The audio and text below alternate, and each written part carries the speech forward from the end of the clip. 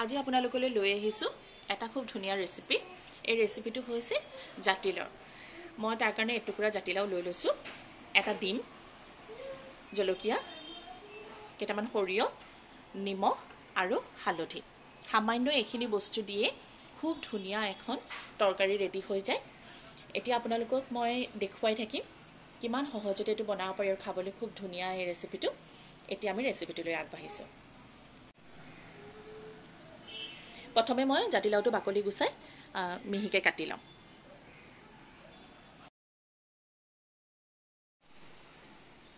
লাওখিনি মই এইটো জোখত কাটি লৈছো, বহুত বেছি মিহিও কৰা নাই, এইটো জোখত কাটি লৈছো। এতিয়া আমি ৰেচিপিটোৰ নেক্সট পৰ্যায়লৈ আগবাঢ়িছো। মই এটা কেৰাহীত অলপমান তেল দি লৈছো, বহুত বেছি দিয়া নাই, অলপ দিলে হ'ব। ইয়াতে মই সৰিয়হকেইটা ফুৰণ দি লম।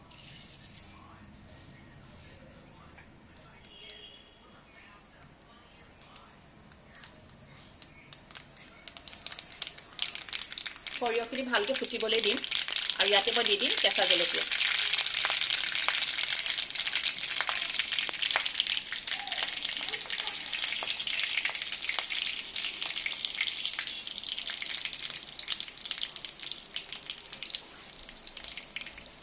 সৰিয়হখিনি অকণমান ক'লা হোৱালৈকে মই ফুটিবলৈ দিম। ধুনীয়া এটা গোন্ধ ওলাইছে, ৰংটো ক'লা হৈ গ'ল। এতিয়া মই ইয়াতে লাও অলপমান দি দিছো।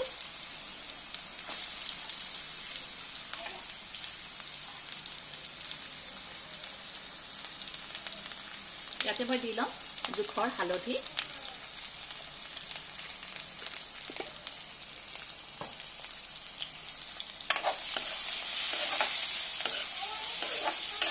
মই তেলতে হালধিটো দি দিয়া নাই, কাৰণ যিহেতু মই সৰিয়হকেইটা ক'লাকৈ ফুটাই লৈছোঁ, লগত হালধিটো দি দিলে সোৱাদটো অলপ তিতা তিতা হৈ ল'ব। সেইকাৰণে মই এনেকৈ হালধিখিনি অকণমান ওপৰতে দিছোঁ। এতিয়া মই বাকী থকা লাওখিনিও দি দিছোঁ।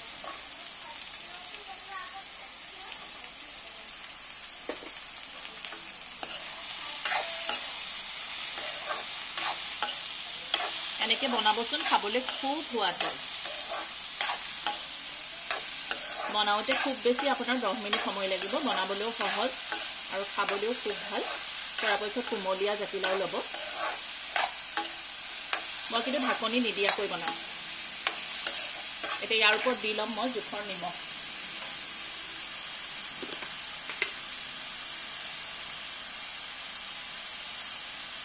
এয়া প্ৰায় আধা চামুচ নিমখ দিছোঁ।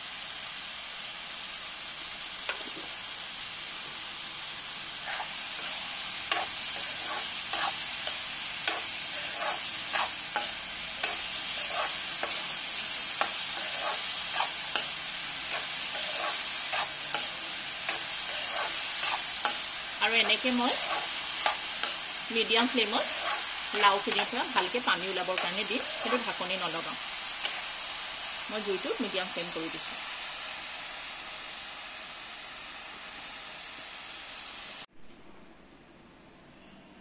প্ৰায় 5 মিনিট পিছত মই আপোনালোকক দেখুৱাইছোঁ। চাওক, এয়া লাওখিনি প্ৰায় সিজি গৈছে আৰু ইয়াৰ পৰা পানী ওলাই গৈছে আৰু অকণমান সিজিব লাগিব। অকণমান টান হৈ আছে, প্ৰায় সিজিলেই, অকণমান আছে। আৰু এনেকৈ মই 2 মিনিট সময় আৰু সিজাই লওঁ। তাৰপিছত মই আপোনালোকক নেক্সট ষ্টেপটো দেখুৱাই আছোঁ। প্ৰায় 2 মিনিট পিছত মই আপোনালোকক দেখাইছোঁ। আছোঁ লাও কিমান ধুনীয়াকৈ সিজি গ'ল, খুব ধুনীয়াকৈ সিজি গ'ল। ৰংটো খুব ধুনীয়া আহিছে।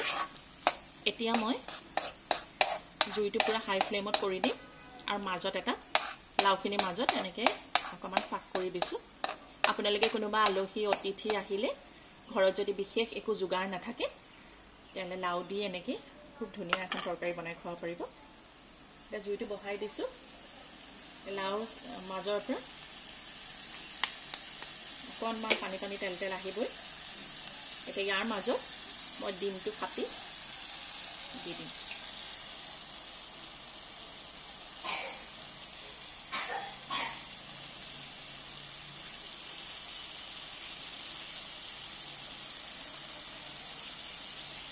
ডিমটো অকণমান ইয়াতে সিজিব দিম।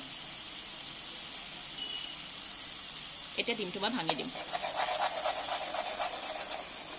ইয়াতে ডিমটো লৰাই লৰাই মই অকণমান ভাজি লওঁ যদি ওপৰতে দি দিওঁ তেতিয়াহ'লে এটা কেঁচেমা কেঁচেম কণীৰ গোন্ধ আহিব ইয়াতে মই লৰাই লৰাই ডিমটো অলপমান ভাজি দিছোঁ এয়া চাওক ভাজা ভাজা হৈ গ'ল সিজিয়ে গৈছে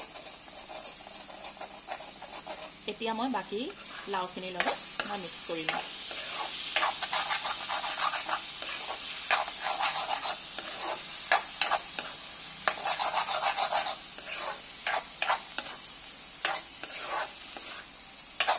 এটা ডিম আৰু এটুকুৰা লাওতে কিমান ধুনীয়া এখন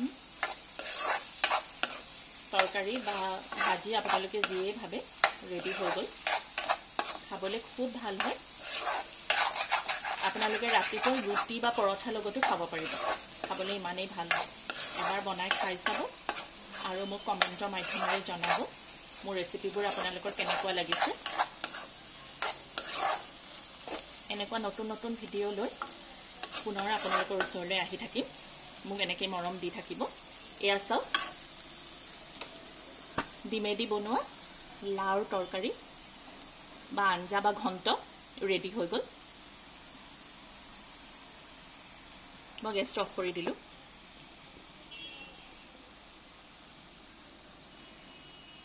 পুনৰ লগ পাম নতুন ভিডিঅ'ৰ সৈতে আজিলৈ আহিছোঁ ধন্যবাদ